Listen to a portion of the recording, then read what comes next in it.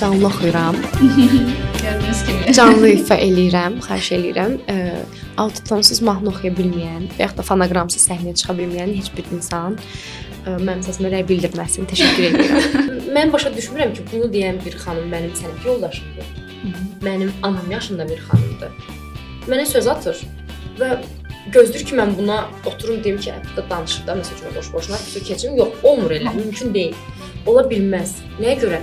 Ailə həyatı qurub boşandıqdan sonra çıxıb efirdə bura qədər sinəsini açıb rahat formada mənə söz deyə bilirsə, mən də ona tam bu gözəl, qəşəng geyimimdə və möhtəşəm səsimlə tam ürək açıqlığıyla deyə bilərəm ki, efirləri o vəziyyətə aparıcılar salırlar.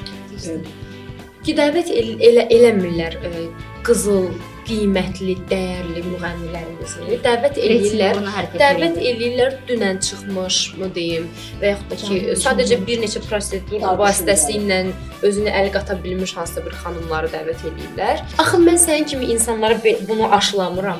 Mən sənin kimi insanlara üzr istəyirəm, bunu aşılamıram. Mən çıxıram səhnəmə, səhnə mədəniyyətimlə birlikdə, normal geyimdə, keçimimdə, danışıq mədəniyyətimə durub mən insanlara istedad sənət aşılayıram.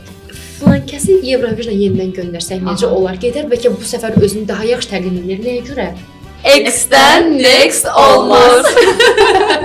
Nəyi eləmərəm demişəmsə, hamısını eləmişəm.